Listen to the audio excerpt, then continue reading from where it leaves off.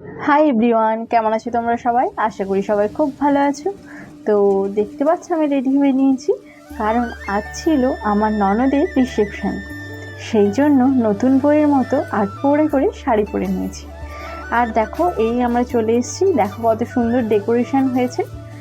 আর সামনে যাচ্ছেন আমার বর, আমাকে যেন চেনেই না, একা একাই চলে যাচ্ছে। আসলে ওর নিজের জায়গায় তো, সেই জন্য আর কাউকে দরকার নেই, একাই ডন।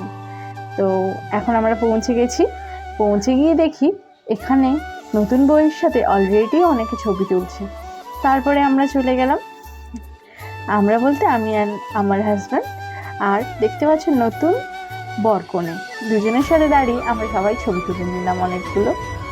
বিয়ে মানে এত হেডেক, আর কি আর বলবো। যাই হোক, বিয়ে বৌভাত সব কিছু, আজকে বৌভাতের পর একটু স্বস্তি পাওয়া যাবে। তো এখানে বউকে দেখো প্রণাম করে করে সব উপহারগুলো নিচ্ছে। গ্রামের দিকে একটা প্রথা আছে যে এইভাবে প্রণাম করে নিতে হয়, জানো? তো আমার বিয়ের সময় তো আমার যেটা মনে আছে, আমি কি করেছিলাম জানো? আমি তো এরকমভাবে প্রণাম করে কাউকে গিফটগুলো নিতে জানি না, তাই জন্য আমি থ্যাংক ইউ বলে নিচ্ছিলাম। আমি কি বলতো, নিজে যেটা কমফোর্টেবল সেটা বলেই বেশি ভালো। নিজের বিয়ে বলে কথা, নিজের বাড়িতে এত সবার কথা ভেবে কেন বেকার। আর এখানে দেখো সবাই মিলে বসে আছে।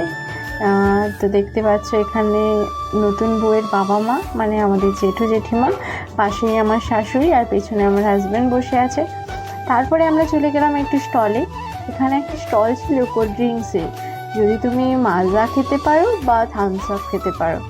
তো আমি এখানে মাজা খাচ্ছিলাম, যেহেতু আমি স্প্রাইট বা থামস আপ খাই না, ওর এত ঝাঁঝ থাকে সেটা আমি সহ্যই করতে পারি না। তারপরে এখানে দেখো আমরা চলে এসেছিলাম চিকেন পকোড়ার কাউন্টারে চিকেন পকোড়া খেতে। দেন আমরা চলে এলাম ফুচকা খেতে। ফুচকা খাবো না আবার বিয়ে বাড়িতে, এটা হতে পারে? তো নিজের বিয়েতে তো ফুচকা ঠিক করে খেতে পারিনি, তাই জন্য চলে এসেছি এখানে ননদের রিসেপশনে ফুচকা খাবো, আবার অনেকগুলো। আর এমন ফুচকাওয়ালা কি দেখেছো? দেখো কত হাইজিন মেনটেন করে, মাস্ক, ক্যাপ, এভরিথিং পরে উনি ফুচকা দিচ্ছিলেন। তো দেখে আমার অনেক ভালো লাগলো। তারপর এখানে আরও স্টল ছিল, কফি স্টল, আর এখানে ছিল দেখো মিষ্টি পানির স্টল।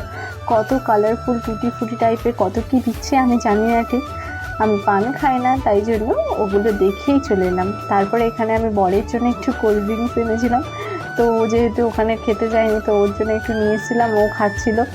তো তারপরে আমরা এখানে একটু বসে ওয়েট করছিলাম, যেহেতু আমরা কন্যা যাত্রী, আমাদেরকে ডাকলে তারপরে আমরা খেতে বসবো। তারপরে একটু ফাঁকা হওয়াতে আমি চলে এসেছি তিথির সাথে ছবি তুলতে, কারণ ওখানে এক দুটো ছবি তুলে আমার মন ভরেনি, তাই জন্য এখানে দেখো যত এনারা সব কন্যা যাত্রীই বসে আছেন।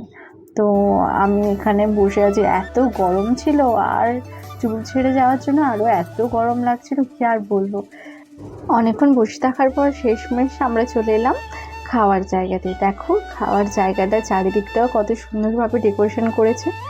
তো যাই হোক, ওভারঅল বলবো যে ডেকোরেশনটা খুবই সুন্দর ছিল।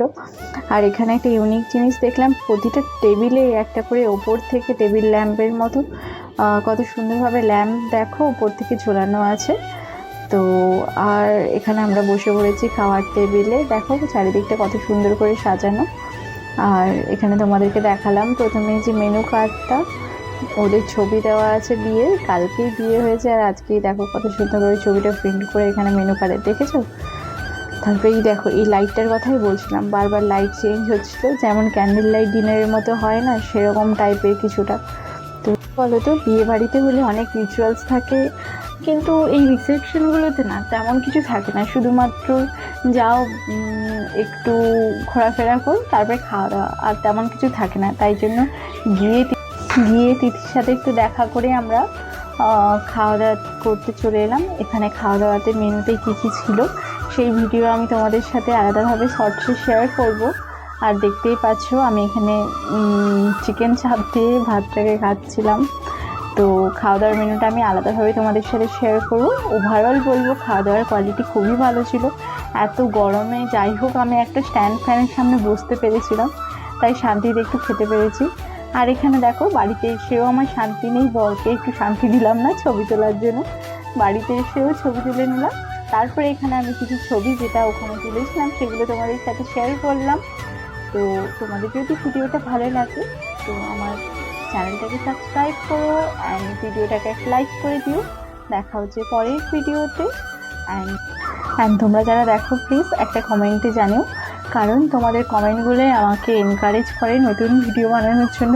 তাহলে আমি বুঝতেই পারি না তোমরা কি ভিডিও দেখছো, তোমাদের ভালো লাগছে খারাপ লাগছে কিছুই বুঝতে পারি না। তো তোমাদের যদি ভিডিওটা ভালো লাগে বা খারাপ লাগে যাই লাগে তোমরা অবশ্যই কমেন্টে জানিও। তো দেখা হচ্ছে পরের ভিডিওতে। আজ তাহলে আসি, সবাই খুব খুব ভালো থেকো।